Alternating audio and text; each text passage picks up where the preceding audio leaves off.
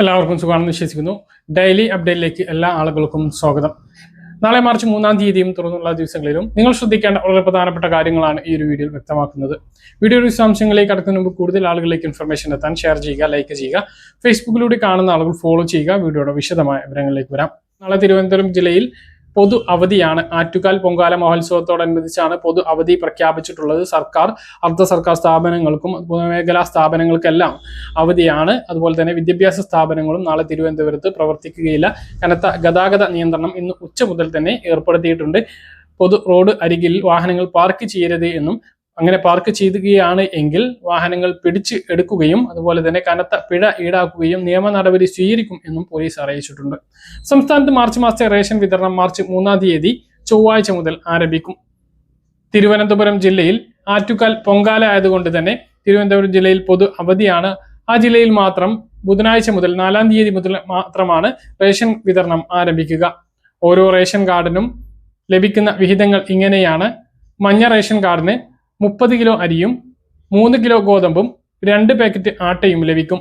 അരിയും ഗോതമ്പും സൗജന്യമാണ്. ആട്ടയ്ക്ക് 7 രൂപ വീതം നൽകണം. 27 രൂപയ്ക്ക് 1 കിലോ പഞ്ചസാരയും ലഭിക്കും. പിങ്ക് റേഷൻ കാർഡിന് കാർഡിലെ ഓരോ അംഗങ്ങൾക്കും 4 കിലോ വീതം അരിയും ഓരോ കിലോ ഗോതമ്പും സൗജന്യമായി ലഭിക്കും. കാർഡിൽ ലഭിക്കുന്ന മൊത്തം ഗോതമ്പിൽ നിന്നും 4 കിലോ ഗോതമ്പ് കുറച്ച് പകരം 4 പാക്കറ്റ് ആട്ട ഒരു ആട്ടയ്ക്ക് 9 രൂപ നിരക്കിൽ ലഭിക്കും. കാർഡിൽ 4 അതിൽ കുറവോ അംഗങ്ങളാണ് എങ്കിൽ ഗോതമ്പ് ലഭിക്കില്ല, ആട്ട മാത്രമാണ് ലഭിക്കുക. നീല റേഷൻ കാർഡുള്ളവർക്ക് കാർഡിലെ ഓരോ അംഗങ്ങൾക്കും 2 കിലോ വീതം അരി 4 രൂപ നിരക്കിൽ ലഭിക്കും.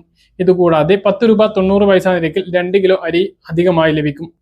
17 രൂപ നിരക്കിൽ 1 മുതൽ 4 വരെ ആട്ടയും നീല റേഷൻ കാർഡിനുണ്ട്. വെള്ള റേഷൻ കാർഡിനും അരി കൂട്ടിയിട്ടുണ്ട്. കഴിഞ്ഞ മാസം 2 കിലോ ആയിരുന്നു, ഇത് 6 കിലോ ആക്കിയിട്ടുണ്ട്. 10 രൂപ 90 പൈസ നിരക്കിലാണ് 6 കിലോ അരി വെള്ള റേഷൻ കാർഡിന് ലഭിക്കുക. കൂടാതെ 4 കിലോ വരെ ആട്ട ലഭിക്കും. 1 മുതൽ 4 കിലോ വരെ ആട്ട 17 രൂപ നിരക്കിൽ, ഒരാട്ടയ്ക്ക് 17 രൂപ നിരക്കിൽ ലഭിക്കുന്നതാണ്. ബ്രൗൺ റേഷൻ കാർഡിന് 10 രൂപ 90 പൈസ നിരക്കിൽ 2 കിലോ അരിയും 17 രൂപക്ക് 1 ആട്ടയും ലഭിക്കും. പിന്നെ മഞ്ഞ, പിങ്ക്, നീല, വെള്ള റേഷൻ കാർഡുള്ളവർക്ക് ഈ മാസത്തെ മണ്ണെണ്ണ 1 ലിറ്റർ ആണ് ലഭിക്കുക. ഒരുപാട് സ്റ്റോക്ക് ഉള്ളത് കൊണ്ടാണ് 1/2 ലിറ്റർ എന്നുള്ളത് 1 ലിറ്റർ ആക്കിയിട്ടുള്ളത്. അപ്പൊ എല്ലാ റേഷൻ കാർഡുള്ളവർക്കും മുമ്പ് വാങ്ങിയിട്ടുണ്ട് എങ്കിലും ഈ ഒരു മാസം വാങ്ങാവുന്നതാണ് എന്നുള്ളതാണ് ഇപ്പോൾ അറിയിപ്പ്.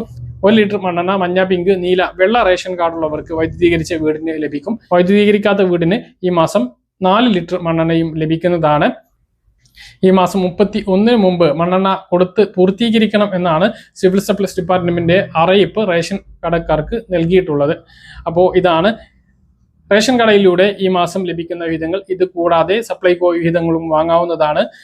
സപ്ലൈകോ വിഹിതങ്ങളിൽ വെളിച്ചെണ്ണയുടെ വില വീണ്ടും കുറച്ചിട്ടുണ്ട്. മറ്റുള്ള വിഹിതങ്ങളെല്ലാം വാങ്ങാവുന്നതാണ്. 20 കിലോ അരി 25 രൂപ നിരക്കിൽ സ്റ്റോക്ക് ഉണ്ട് എങ്കിൽ വാങ്ങാവുന്നതാണ്. ഇതുകൂടാതെ സബ്സിഡി അരി ആയിക്കൊണ്ട് 8 കിലോ അരി അത് 2 തവണയായിട്ട് വാങ്ങണം. 33 രൂപ നിരക്കിലാണ് ലഭിക്കുക. പച്ചരി 29 രൂപക്കും ലഭിക്കുന്നതാണ്. അപ്പൊ ഇത്രയും വിഹിതങ്ങളാണ് മാർച്ച് മാസത്തിൽ ഓരോ റേഷൻ കാർഡിനും ഉള്ളത്. ഇതെല്ലാം കൈപ്പറ്റാൻ വേണ്ടിയിട്ട് എല്ലാവരും ശ്രദ്ധിക്കുക. ഈ മാസം മാർച്ച് മാസത്തിലേക്ക് കടന്നതോടുകൂടി നിയമസഭാ ഇലക്ഷന് വേണ്ടി കാത്തിരിക്കുകയാണ് എല്ലാവരും. നിയമസഭാ ഇലക്ഷൻ ഈ മാസം പ്രഖ്യാപിക്കും എന്നുള്ളതാണ് ഇപ്പോൾ നമുക്ക് ലഭിക്കുന്ന വിവരങ്ങൾ. മാർച്ച് 12-ന് ഇലക്ഷൻ പ്രഖ്യാപിക്കാനുള്ള സാധ്യതയുണ്ട്. അതേസമയം ഉള്ളത് പക്ഷേ പശ്ചിമേഷ്യയിലെ സംഘർഷങ്ങളുടെ പശ്ചാത്തലത്തിൽ അത് നീളുമോ എന്നുള്ളത് നമുക്കറിയില്ല. എന്തായാലും 11-ാം തീയതി കേരളത്തിലേക്ക് പ്രധാനമന്ത്രി മോദി എത്തുന്നുണ്ട്. നിരവധി പദ്ധതികൾ പ്രഖ്യാപിക്കും എന്നാണ് അറിയിച്ചിട്ടുള്ളത്.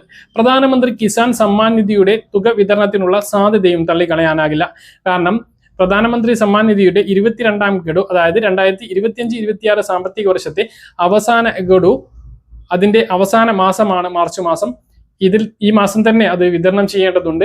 അപ്പോൾ 11-ാം തീയതിയാണ് പ്രധാനമന്ത്രി കേരളത്തിൽ പങ്കെടുക്കുന്ന പൊതുപരിപാടികൾ ഉള്ളത്. ഇതിൽ വെച്ച് അതിന്റെ ഒരു വിതരണം ഉണ്ടാവാനുള്ള സാധ്യതയുണ്ട്. അതുമായി ബന്ധപ്പെട്ട ഔദ്യോഗികമായ അറിയിപ്പ് വന്നിട്ടില്ല എങ്കിലും 2000 രൂപ ക്രെഡിറ്റ് ആവാനുള്ള സാധ്യത തള്ളിക്കളയാനാകില്ല. എന്തായാലും സംസ്ഥാനത്തെ പെൻഷൻ വാങ്ങുന്നവർ, അതുപോലെ തന്നെ സ്ത്രീ സുരക്ഷാ പെൻഷൻ വാങ്ങുന്നവർ, PM കിസാൻ സമ്മാൻ നിധി വാങ്ങുന്നവർക്ക് എല്ലാവർക്കും കൂടി വലിയ ഒരു സഹായം തന്നെയാണ് ഈ ഒരു മാസം വരാൻ പോകുന്നത്. PM കിസാൻ സമ്മാൻ നിധി 2000 എന്തായാലും ഈ മാസം കിട്ടും. ക്ഷേമ പെൻഷൻ 2000 മാർച്ച് മാസത്തേത് കിട്ടും. അതുപോലെ തന്നെ സ്ത്രീ സുരക്ഷാ പെൻഷൻ 1000 കിട്ടാൻ പോവുകയാണ്. അപ്പൊ ഇതിന്റെ എല്ലാം വിതരണം ഈ മാർച്ച് മാസത്തിൽ ഉണ്ടാകും എന്നുള്ളത് തന്നെയാണ്. അപ്പോൾ ഇതാണ് ഒരു പ്രധാനപ്പെട്ട അറിയിപ്പ്. പ്രധാനമന്ത്രി 11-ാം തീയതി കേരളത്തിലെത്തും. അന്ന് വിതരണത്തിനുള്ള സാധ്യത തള്ളിക്കളയാനായില്ല. മറ്റൊന്ന്, നമ്മുടെ സംസ്ഥാനത്ത് ഇപ്പോൾ ക്ഷേമ പെൻഷൻ വിതരണം നടന്നുകൊണ്ടിരിക്കുകയാണ്. കയ്യലാണ് ഇപ്പോൾ പെൻഷൻ വിതരണം പൂർത്തീകരിച്ചുകൊണ്ടിരിക്കുന്നത്. ചില സർവീസ് സഹകരണ സംഘങ്ങൾ ശനിയാഴ്ച പണം എടുത്തിരുന്നില്ല. ട്രഷറിയിൽ നിന്ന് പണം എടുക്കാത്തത് കൊണ്ട് തന്നെ അത്തരം സ്ഥലങ്ങളിൽ ഇത് താമസിച്ചു പോകുന്നുണ്ട്. ശനിയാഴ്ചയും ഞായറാഴ്ചയൊക്കെ വീടുകളിലെത്തി പെൻഷൻ വിതരണം നടന്നിരുന്നു. അതുപോലെ തന്നെ ദേശീയ പെൻഷൻ പദ്ധതി പ്രകാരം പെൻഷൻ ലഭിക്കുന്ന 300, 200, 500 കുറവുള്ള ആളുകൾക്ക് ആ ഒരു തുകയും ശനിയാഴ്ച തന്നെ അക്കൗണ്ടുകളിലേക്ക് എത്തിയിരുന്നു. ഇനിയും ലഭിക്കാത്ത ആളുകൾക്ക് ആ ഒരു തുക ഉടനെ അക്കൗണ്ടുകളിലേക്ക് എത്തും എന്നുള്ളതാണ് പറയാനുള്ളത്. പിന്നെ 2000 പൂർണ്ണമായിട്ടും ലഭിക്കാത്ത ആളുകൾ സേവന വെബ്സൈറ്റിൽ ഒന്ന് പരിശോധിക്കണം. ഗൂഗിൾ ക്രോമിൽ അല്ലെങ്കിൽ ഗൂഗിളിൽ നിങ്ങൾ സേവന പെൻഷൻ എന്ന് ടൈപ്പ് ചെയ്ത് സെർച്ച് ചെയ്യുക. നിങ്ങൾക്ക് കഴിയുന്നില്ല എങ്കിൽ വീട്ടിൽ മറ്റുള്ള ഒരാളോട് ഇത് ചെയ്യാൻ വേണ്ടി പറയുക. അതിൽ നിങ്ങളുടെ ആധാർ നമ്പറോ പെൻഷൻ ID നമ്പറോ നൽകി തൊട്ട് താഴെയുള്ള 5 അക്ക കോഡ് കൂടി എൻ്റർ ചെയ്ത് സെർച്ച് ചെയ്യുകയാണ് എങ്കിൽ നിങ്ങളുടെ പെൻഷന്റെ എല്ലാ വിവരങ്ങളും കാണാൻ കഴിയും. ഈ മാസത്തെ പെൻഷൻ ബാങ്കിലേക്ക് കൈമാറിയിട്ടുണ്ട് എങ്കിൽ അതും അതിൽ കാണാൻ കഴിയും. ഇനി എന്തെങ്കിലും കാരണം കൊണ്ട് തടസ്സപ്പെട്ടിട്ടുണ്ട് എങ്കിൽ അതും അതിൽ അറിയാൻ കഴിയുന്നതാണ്. അപ്പോൾ അത് പരിശോധിച്ച് ഒരു പ്രശ്നവും ഇല്ല എങ്കിൽ ബാങ്കുമായിട്ടൊന്ന് ബന്ധപ്പെടാൻ വേണ്ടി ശ്രദ്ധിക്കുക. വിവാഹിതയല്ല, പുനർവിവാഹിതയല്ല എന്ന സർട്ടിഫിക്കറ്റുകൾ വിധവ അല്ലെങ്കിൽ അവിവാഹിത പെൻഷൻ വാങ്ങുന്നവർ സമർപ്പിക്കണം. അതിനുള്ള സമയം ഈ മാസം 31 എന്നുള്ളത് കൂടി ഓർമ്മിപ്പിക്കുകയാണ്. മറ്റൊരു പ്രധാനപ്പെട്ട അറിയിപ്പ്, ഈ മാസം കർശനമായിട്ടുള്ള വാഹന പരിശോധന ഉണ്ടാകും എന്നുള്ളതാണ് ഇപ്പോൾ നമുക്ക് ലഭിക്കുന്ന വിവരങ്ങൾ. കുട്ടി ഡ്രൈവർമാരെ കണ്ടെത്തുന്നതിന് വേണ്ടിയിട്ടുള്ള കർശനമായിട്ടുള്ള പരിശോധനകളാണ് നടക്കാൻ വേണ്ടി പോകുന്നത്. 6 മാസം വരെ തടവ് ശിക്ഷ ലഭിക്കാവുന്ന കുറ്റമാണ്. പിടിക്കപ്പെടുകയാണ് എങ്കിൽ വാഹനം ഓടിക്കുന്ന 18 വയസ്സിന് താഴെയുള്ള കുട്ടികൾക്കും അവരുടെ രക്ഷിതാക്കൾക്കും വാഹന ഉടമകൾക്കും പിഴയും ശിക്ഷയും ഉണ്ടാകും. 6 മാസം വരെ തടവ് ലഭിക്കും. കുട്ടികളെ ജുവനൈൽ ഹോമിലേക്ക് മാറ്റും എന്നുള്ളതാണ് മറ്റൊരു പ്രധാനപ്പെട്ട കാര്യം. പിന്നെ ഈ കുട്ടികൾക്ക് ലൈസൻസ് എടുക്കാൻ 25 വയസ്സ് വരെ കാത്തിരിക്കേണ്ടി വരും എന്നുള്ളതും. ഇത്തരം ഡ്രൈവർമാർ ഉണ്ടാക്കുന്ന അപകടം മൂലം ആർക്കെങ്കിലും മരണമോ പൂർണ്ണമായ അംഗവൈകല്യങ്ങൾ സംഭവിക്കുകയാണ് എങ്കിൽ അല്ലെങ്കിൽ എന്ത് അപകടം സംഭവിച്ചാലും അതിന്റെ പൂർണ്ണമായിട്ടുള്ള നഷ്ടപരിഹാരം ഇവർ തന്നെ നൽകേണ്ടി വരും എന്നുള്ളതുമാണ് ഏറ്റവും പ്രധാനപ്പെട്ട കാര്യം. ഇപ്പോൾ പരിശോധന കർശനമാക്കിയിട്ടുണ്ട്. കഴിഞ്ഞ 2 ആഴ്ച മുമ്പ് നടത്തി തുടങ്ങിയിട്ടുള്ള പരിശോധന ഇപ്പോൾ സജീവമായിട്ടുണ്ട് എന്നുള്ളതാണ് ഏറ്റവും പ്രധാനപ്പെട്ട മറ്റൊരു കാര്യം.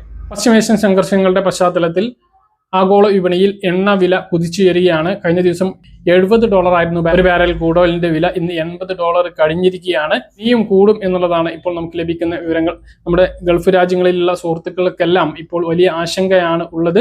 പല സ്ഥലങ്ങളിലും പല രാജ്യങ്ങളിലും ഇപ്പോൾ വലിയ ആക്രമണങ്ങളാണ് നടന്നുകൊണ്ടിരിക്കുന്നത്.